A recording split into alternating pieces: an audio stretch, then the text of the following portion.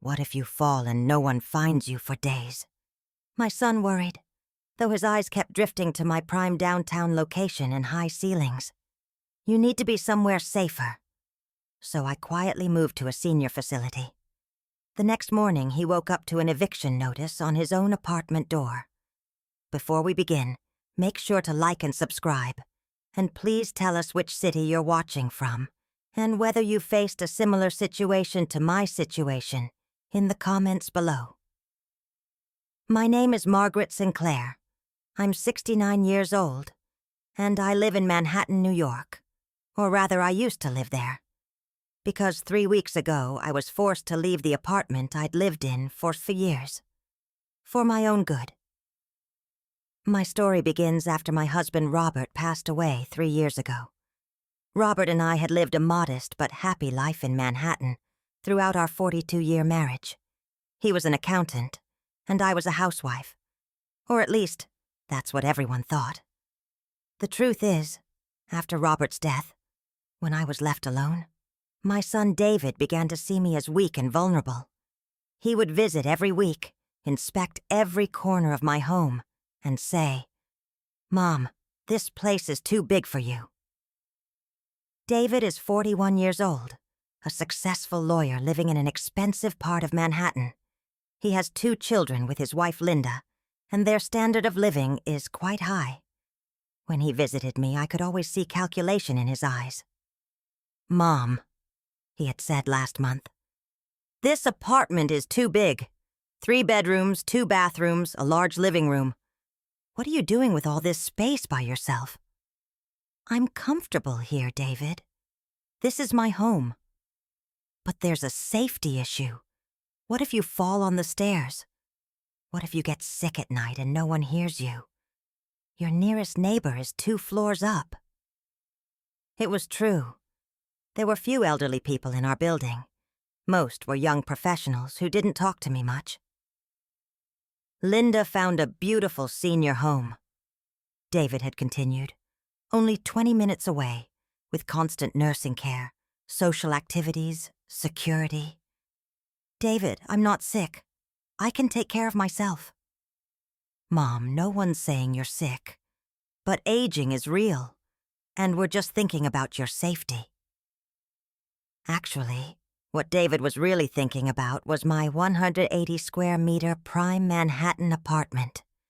The real estate value had doubled in the last 5 years, and he was planning to get this apartment by getting me out of there. But there was something David didn't know.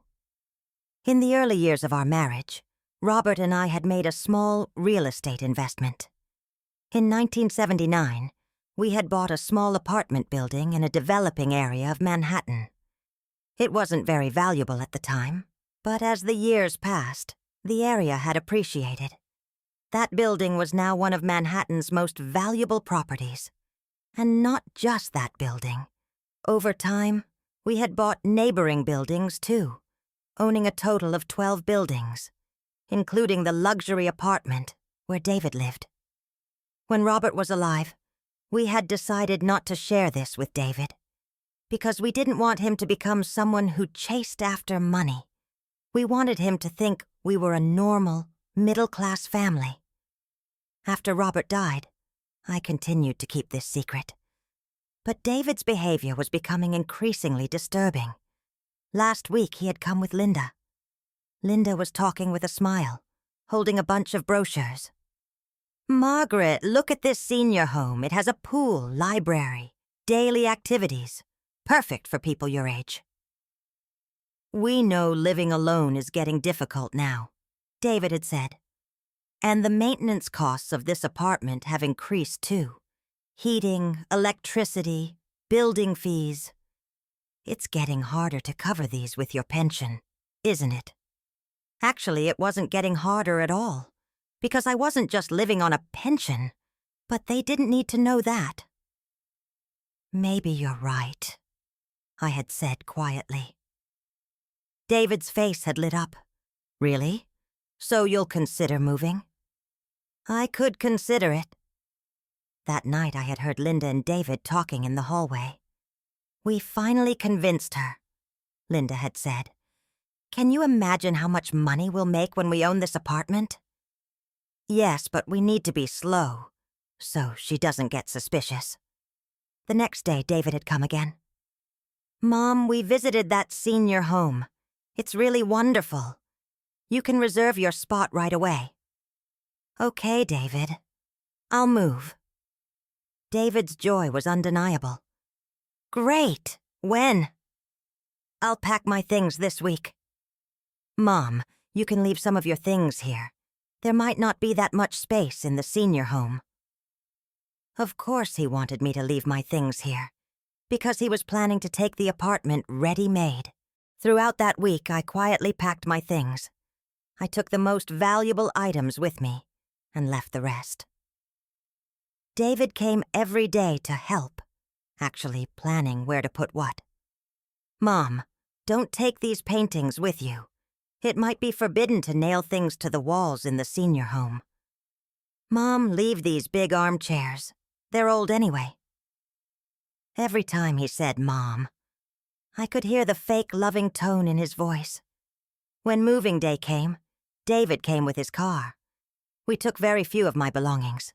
We left most things temporarily in the apartment.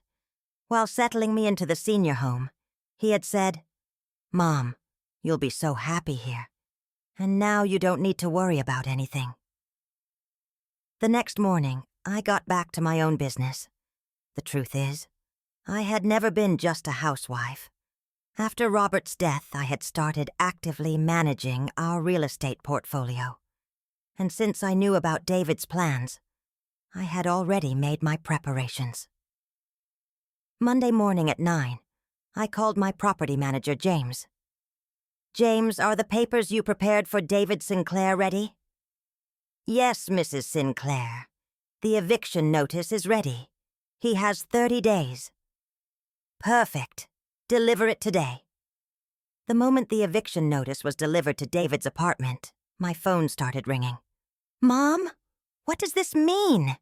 An eviction notice came to my apartment. Which apartment, David? The apartment I live in. It says the property owner has changed, and I need to evacuate within 30 days. Oh, that one? There was no surprise in my voice. That's very unfortunate. Mom, why are you talking so calmly? This is a serious situation. David, maybe this apartment is just too big for you. Maybe you need to move to a smaller place. There was silence on the other end of the phone. Mom, do you know something about this?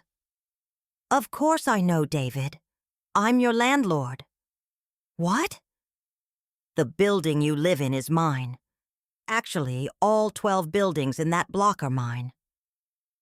David was struggling to breathe. This is impossible.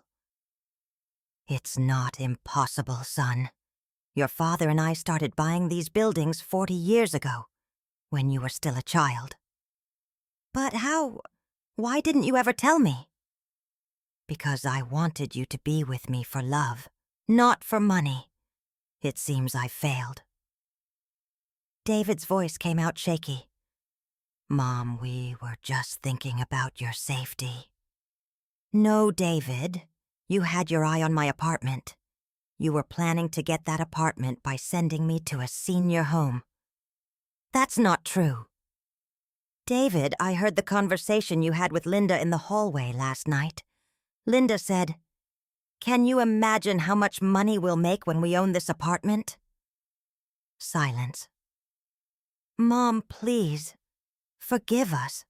We thought wrong. David, now you're thinking something wrong, too. I don't see a reason to forgive. So what do you want us to do? I want you to leave that apartment within 30 days, just like you asked me to do. Mom, this is so sudden. The children, school. David, wasn't it sudden for me to leave my home of 45 years, too? Sometimes you need to shock people for them to really know you. As David learned, being elderly doesn't mean being weak. Sometimes it just means experience and power. And now no one will try to kick me out of my own home again.